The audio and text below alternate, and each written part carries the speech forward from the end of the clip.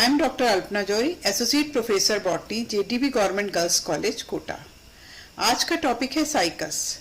इससे पहले वाले वीडियो में आपने साइकस की एक्सटर्नल मॉर्फोलॉजी के बारे में काफ़ी कुछ स्टडी किया था। आपने देखा था कि साइकस का प्लांट किस तरह से होता है, अनब्रांच्ड और उसके एपेक्स पर क्राउन होता है लीव्स का, उसकी रूट्स कैसी होती हैं, लीव्स कैसी होती हैं। आज हम उसकी एक्सटर्नल मॉर्फोलॉजी को, उसकी जो एनाटॉमी है, anatomy of root, stem and leaf, इसके बारे में डिटेल्ड स्टडी करेंगे। साइकस, जिसको कि सैगोपाम भी कहते हैं, साइकस रिवोल्यूटा सैगोपाम कहलाता है। इसकी पिथ और कॉर्टेक्स की सेल्स में स्टार्च पाया जाता है, स्टार्च सेल्स होती हैं उसमें, और इस स्टार्च से साबूदाना बनाया जाता है। तो इस कारण से साइकस रिवोल्यूटा को सैगोपाम भी कहते हैं। इसका classification, division Cycadophyta, class Cycadopsida, order Cycadales, family Cycadaceae and genus Cycas. Cycas की 20 स्पीशीज हैं, जिसमें से 4 इंडिया में हैं, Cycas circinalis, Cycas rumphii, Cycas beddomei and Cycas pectinata. इसका प्लांट 1.5 to 3 मीटर तक हो सकता है। ये पाम के आकार जैसा होता है और जीरोफिटिक कंडीशंस में ये ग्रो करता है। Plant body root, stem, leaf में डिफरेंशिएटेड होती है। रूट 2 तरह की होती है, normal root and coralloid root. Normal root जो कि टेप रूट होती है, ये पॉजिटिवली जियोट्रॉपिक होती है, यानी जमीन के अंदर जाती है और इससे लेटरल ब्रांचेस निकलती हैं। रूट काफी लंबी होती है। कोरेलॉइड रूट जो कि कोरल लाइक होती है, एपोजियोट्रॉपिक या नेगेटिवली जियोट्रॉपिक होती है, यानी जमीन के ऊपर आती हैं, और इनकी जो अपीयरेंस है वो कोरल लाइक होती है, इसी कारण से इनको कोरेलॉइड रूट कहते हैं। और ये डाइकोटोमसली ब्रांच्ड होती हैं, द्विभाजी शाखित होती हैं और यंग प्लांट्स में अधिक मात्रा में पाई जाती हैं। आप साइकस के प्लांट देख रहे हैं जो कि अनब्रांच्ड स्टेम है, leaf pinnately compound, unipinnately compound leaf दिखाई दे रही है एपेक्स पर क्राउन की फॉर्म में। उसके नीचे कोरेलॉइड रूट आप देख रहे हैं जिसमें डाइकोटोमस ब्रांचिंग दिखाई दे रही है। इस कोरेलॉइड रूट का इंपॉर्टेंट जो कैरेक्टर है वो एल्गल जोन का पाया जाना। एल्गल जोन जो कि क्या है, कॉर्टेक्स में इलोंगेटेड सेल्स होती हैं, पेलिसेड लाइक सेल्स होती हैं, उनके अंदर ब्लू ग्रीन एल्गी जैसे एनाबिना, नॉस्टॉक, ऑसिलेटोरिया ये पाई जाती हैं, और इनका मेन काम क्या होता है, नाइट्रोजन फिक्सेशन। सिम्बायोटिक फॉर्म में ये एल्गी इस प्लांट की रूट्स में रहती हैं, कोरेलॉइड रूट में रहती हैं। साइकस का स्टेम अगर बहुत यंग कंडीशन में है तो ट्यूबर लाइक होता है, ट्यूबरस होता है, कंद के आकार का होता है, और एपेक्स पर स्केल लीव्स होती हैं। मैच्योर स्टेम वुडी हो जाता है और इसके ऊपर लीफ के जो आधार, जो बेसेस हैं, वो लगे रहते हैं। ये अनब्रांच्ड होता है, लेकिन कभी कभी डाइकोटोमसली ब्रांच्ड हो जाता है, क्योंकि इसके ऊपर मान लीजिए एपिकल पोर्शन पर कुछ डैमेज हो जाता है तो इसमें ब्रांचिंग हो जाती है, जो मेरिस्टेम अलग अलग ग्रो करने लगता है, इस कारण से इसमें डाइकोटोमस ब्रांचिंग दिखाई देती है। लीफ भी इसकी 2 तरह की होती हैं, फोलिएज लीफ और स्केल लीफ।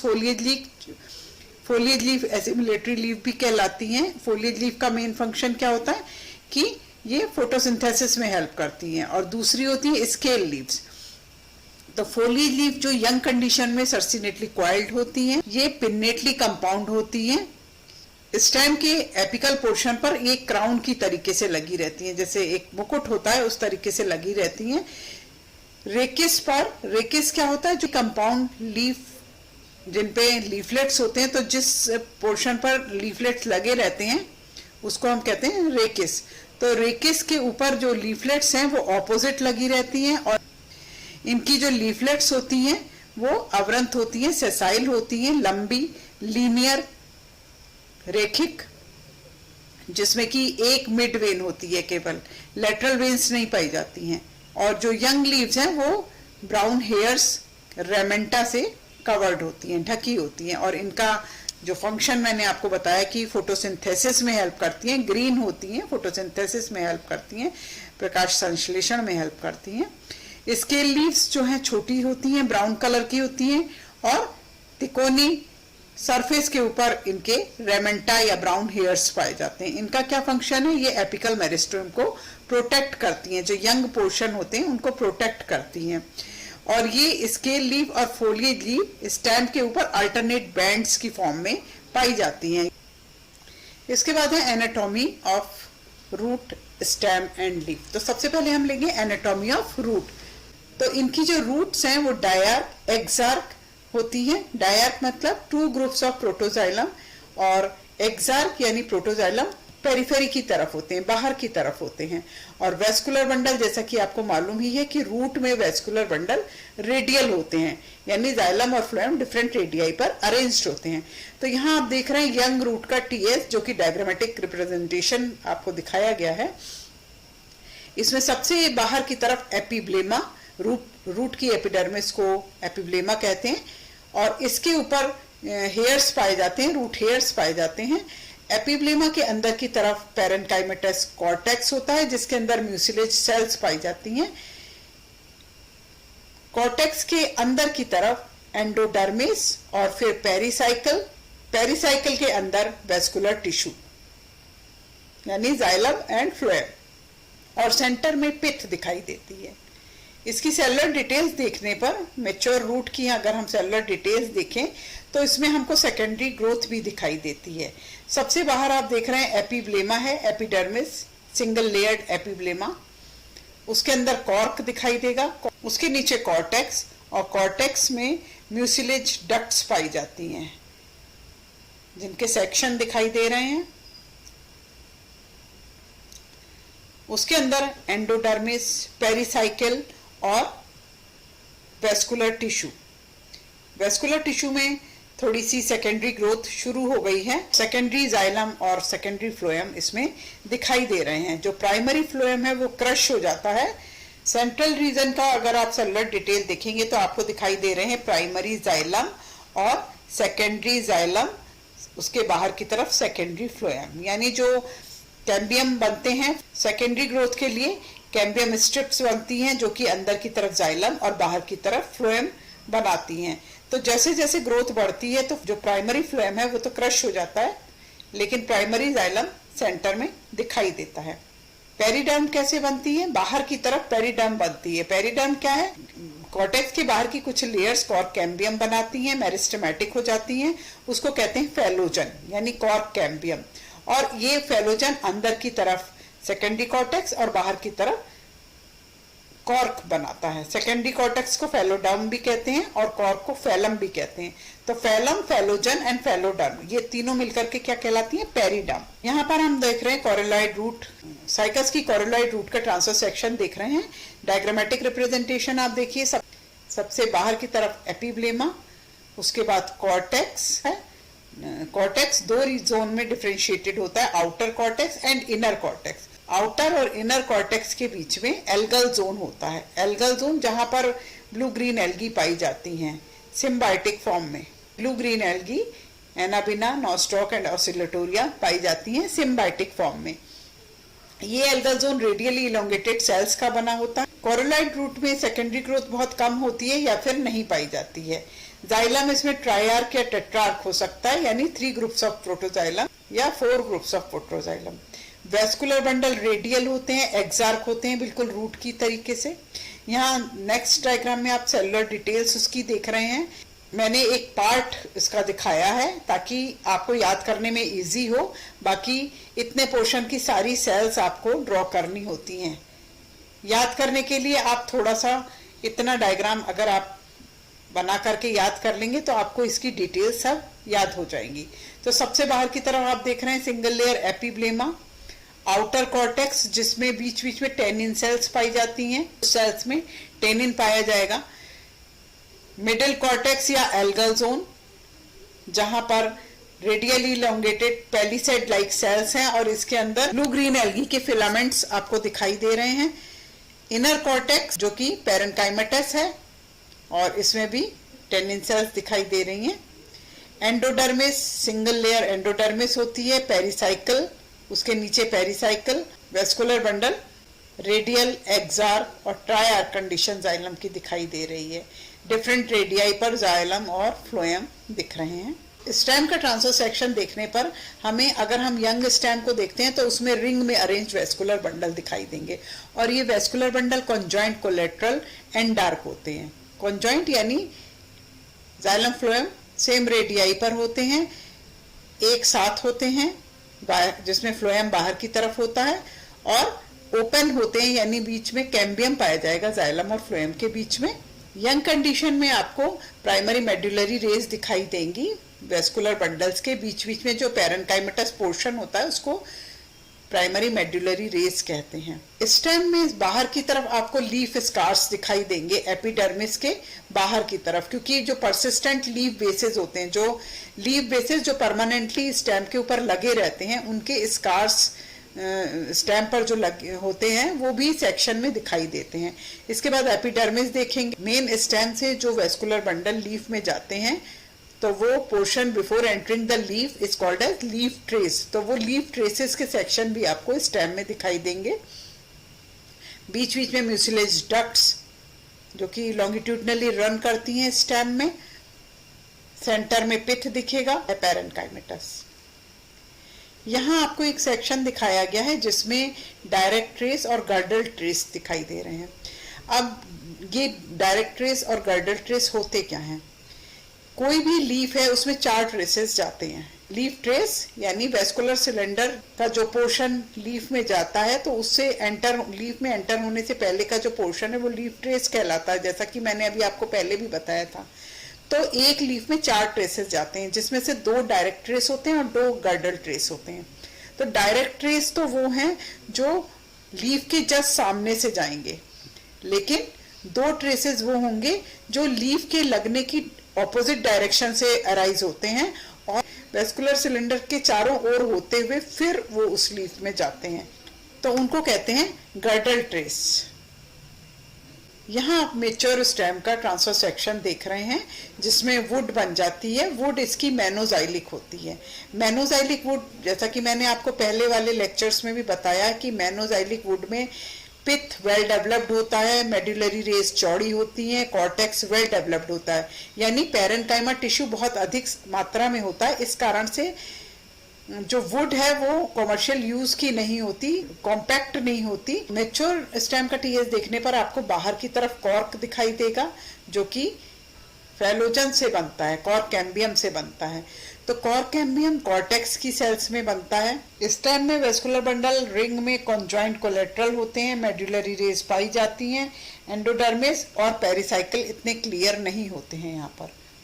जाइलम में ट्रैकीड्स और पैरेन्काइमा पाई जाती है, यानी जाइलम में वेसल्स एब्सेंट होती हैं।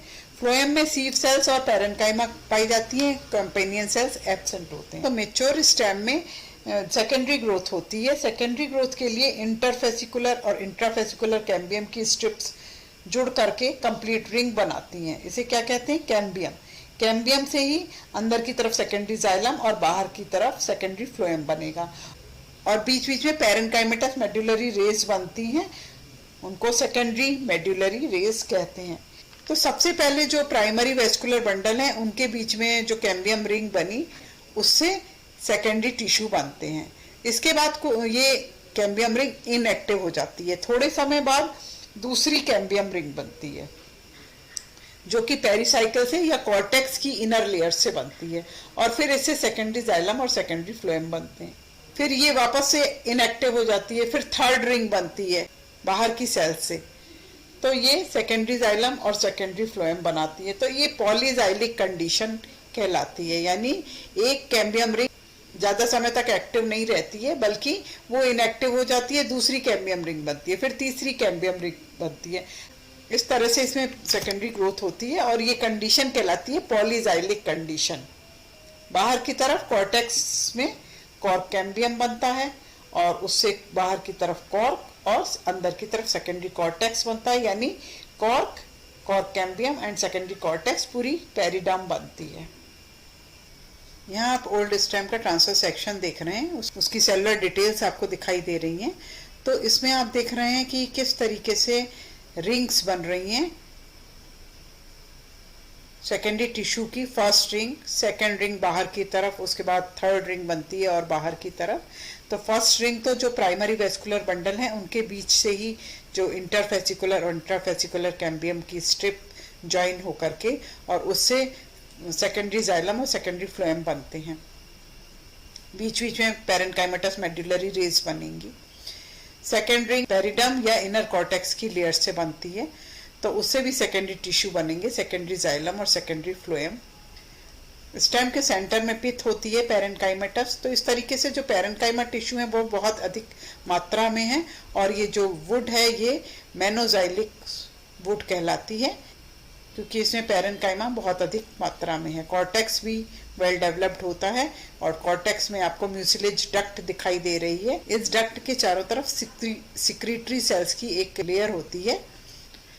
अब अगर हम लीफ की एनाटॉमी देखेंगे तो सबसे पहले उसमें रेकिस को देखेंगे। रेकिस जिसके एडेक्सियल साइड पर, यानी जो एक्सिस की तरफ जो साइड होती है उसको एडेक्सियल साइड कहते हैं। एडेक्सियल साइड पर आपको 2 लीफ लगी हुई दिखाई देंगी, तो यहाँ पर आपको उसका सेक्शन भी दिखाई दे रहा है।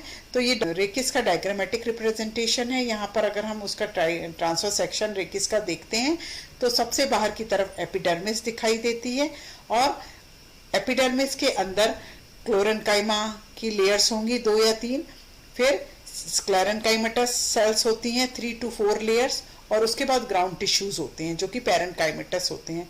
ग्राउंड टिश्यू में inversely arranged omega shaped vascular bundle होते हैं, यानी जो ओमेगा शेप होती है उसके उल्टे ओमेगा के आकार में वेस्कुलर बंडल लगे हुए होते हैं। अब इन वेस्कुलर बंडल में आपको 2 तरह के जाइलम दिखाई देंगे, centripetal xylem and centrifugal xylem. Vascular bundle open होते हैं, यानी इसमें कैम्बियम पाया जाता है, और जाइलम के बाहर की तरफ फ्लोएम पाया जाएगा। Vascular bundle conjoint collateral open होते हैं, और वेस्कुलर बंडल डिप्लोजाइलिक कंडीशन है। यहाँ पर डिप्लोजाइलिक यानी सेंट्रीपिटल और सेंट्रीफ्यूगल 2 तरह के जाइलम इसमें पाए जाते हैं। इसकी सेलुलर डिटेल्स देखने पर और क्लियर दिखाई देता है। एपिडर्मिस सबसे बाहर की तरफ सिंगल लेयर्ड एपिडर्मिस है जो कि क्यूटिकल से कवर्ड होती है। इसमें स्टोमेटा पाए जाते हैं। एपिडर्मिस के नीचे क्लोरेन्काइमा, फिर स्क्लेरेन्काइमा, थिक वॉल्ड स्क्लेरेन्काइमा की लेयर्स, और फिर ग्राउंड टिश्यू होता है जो कि पेरेन्काइमेटस होता है। थिन वॉल्ड सेल्स होती हैं पेरेन्काइमा की, और बीच बीच में म्यूसिलेज डक्ट्स, म्यूसिलेज डक्ट्स के चारों तरफ सिक्रीटरी सेल्स आपको दिखाई दे रही हैं। Vascular bundle conjoint collateral open दिखाई दे रहे हैं, और डिप्लोजाइलिक कंडीशन यहाँ भी क्लियर आपको दिख रही है। सेंट्रीपिटल जाइलम और सेंट्रीफ्यूगल जाइलम, हर एक वेस्कुलर बंडल बंडल शीट से सराउंडेड होता है। ये जितना भी पोर्शन है आपको सेलुलर दिखाना है, केवल याद कर सकें, इसलिए ये मैंने थोड़ा सा ही सेलुलर डिटेल्स दिखाई हैं ताकि आपको इजीली याद हो जाए। इस तरीके से आप प्रैक्टिस कर सकते हैं सेलुलर डिटेल्स की। जब पूरा भरा हुआ डायग्राम होता है तो स्टूडेंट्स बहुत ज़्यादा कंफ्यूज हो जाते हैं कि इसको याद कैसे करें, तो इसलिए मैंने स्पेशली आपको ये थोड़ा सा पोर्शन दिखा करके, बिल्कुल जैसे क्लास में बताते हैं उसी तरीके से मैंने थोड़ा सा पोर्शन दिखाया है ताकि आप लोगों को याद करने में इजी हो। लेकिन जब आप एग्जाम में बनाएंगे तो इस सेलुलर पोर्शन पूरी डिटेल उसकी ड्रॉ करनी है इतने से पोर्शन की। इन डायग्राम में आप देख रहे हैं कि ये रेकिस के ट्रांसफर सेक्शन है। रेकिस के बेस की तरफ सेंट्रीफ्यूगल जाइलम और सेंटर में प्रोटोजाइलम होता है, यानी एंडार्क कंडीशन होती है। लेकिन रेकिस के बेस से अगर हम 4 सेंटीमीटर दूर सेक्शन काटें तो सेंट्रीफ्यूगल जाइलम कम होता जाता है, प्रोटोजाइलम लेटरल डायरेक्शन में बढ़ने लगता है। थर्ड डायग्राम में आप देख रहे हैं कि प्रोटोजाइलम के पीछे कुछ सेल्स थिक वॉल्ड हो जाती हैं, यानी सेंट्रीपिटल जाइलम में डिफरेंशिएट हो जाती हैं। एपेक्स की तरफ सेंट्रीपिटल जाइलम अधिक हो जाता है और सेंट्रीफ्यूगल जाइलम छोटे छोटे ग्रुप की फॉर्म में उसके दोनों तरफ रह जाता है। पूरे रेकिस में 3 तरह की कंडीशंस आपको दिखाई दे सकती हैं जाइलम की। साइकस की यंग लीव्स सर्सिनेटली क्वाइल्ड होती हैं, यंग लीव्स पर रेमेंटा भी लगे होते हैं, और रेकिस के ऊपर लीफलेट्स लगी होती हैं। एडेक्सियल साइड पर 2 लीफलेट्स लगी होती हैं। तो अगर एक लीफलेट का हम ट्रांसफर सेक्शन काट करके देखेंगे तो हमें उसकी सेलुलर डिटेल्स इस तरह से दिखाई देंगी। इसमें vascular bundle conjoint collateral open and diploxylic होते हैं, यानी 2 तरह के होते हैं। लीफ पर अपर और लोअर एपिडर्मिस पाई जाएगी। अपर एपिडर्मिस और लोअर एपिडर्मिस पर क्यूटिकल पाई जाती है, थिक क्यूटिकल पाई जाती है, क्योंकि ये जीरोफिटिक एडेप्टेशन भी शो करते हैं। एपिडर्मिस के नीचे हाइपोडर्मिस जो कि स्क्लेरेन्काइमेटस होती है। हाइपोडर्मिस के नीचे आपको पेलिसेड लेयर दिखाई दे रही है, यानी रेडियली इलोंगेटेड सेल्स की कंटिन्यूअस लेयर होती है। उसके बाद पेरेन्काइमेटस सेल्स होती हैं। लीफलेट में केवल एक सेंट्रल वेस्कुलर बंडल होता है। लेटरल बंडल्स एब्सेंट होते हैं, लेटरल वेन्स इसमें नहीं पाई जाती। जो लेटरल ट्रांसपोर्ट होता है वो ट्रांसफ्यूजन टिश्यूज के द्वारा होता है। तो यहाँ पर ट्रांसफ्यूजन टिश्यू दिखाई देंगे जो लेटरल विंग्स हैं उन पोर्शन में। वेस्कुलर बंडल में आप देखिए डिप्लोजाइलिक कंडीशन दिखाई दे रही है आपको, सेंट्रीपिटल जाइलम ट्रायंगुलर और सेंट्रीफ्यूगल जाइलम पैचेस की फॉर्म में उनके दोनों साइड दिखाई दे रहा है। नीचे की तरफ फ्लोएम दिखाई देंगी। फ्लोएम की सेल्स छोटी छोटी कॉम्पैक्ट सेल्स होती हैं और ये जाइलम और फ्लोएम बंडल शीथ से सराउंडेड होता है। मिडरिप पोर्शन में लोअर साइड पर स्क्लेरेन्काइमा पाई जाती हैं और उसके बाद लास्ट में लोअर एपिडर्मिस और जो कि क्यूटिकल से कवर्ड होती है। ट्रांसफ्यूजन टिश्यूज में रेटिकुलेट थिकनिंग होती हैं, ये लेटरल ट्रांसपोर्ट में हेल्प करते हैं। नीचे की तरफ स्पॉन्जी पेरेन्काइमा यानी लूजली अरेंज्ड पेरेन्काइमा सेल्स होती हैं जिनके बीच बीच में एयर स्पेसेस होते हैं और संकन स्टोमेटा यानी धंसे हुए रंध्र पाए जाते हैं। विंग पोर्शन में धंसे हुए रंध्र पाए जाते हैं, ये भी जीरोफिटिक एडेप्टेशन है। तो well developed sclerenchyma, sunken stomata, thick cuticle, ये सब इसके जीरोफिटिक एडेप्टेशंस हैं। बंडल शीथ के अंदर जो भी पोर्शन मैंने आपको जाइलम या फ्लोएम के अलावा ये पोर्शन पूरा दिखाया है, ये सब पेरेन्काइमेटस होता है। यहाँ आपको सारे में पेरेन्काइमा सेल्स ड्रॉ करनी है। यहाँ स्क्लेरेन्काइमा पूरे में ड्रॉ करेंगे इधर, ताकि डायग्राम कंप्लीट दिखाई दे जब भी आप एग्जाम में ड्रॉ करें। लेकिन याद करने के लिए ये मेथड इजी है, थोड़े से टिश्यू बना करके आप अच्छी तरीके से डायग्राम को याद कर सकते हैं और उनकी डिटेल्स आपको आराम से इजीली याद हो जाएंगी। नेक्स्ट लेक्चर में हम साइकस के रिप्रोडक्शन के बारे में पढ़ेंगे। Thank you.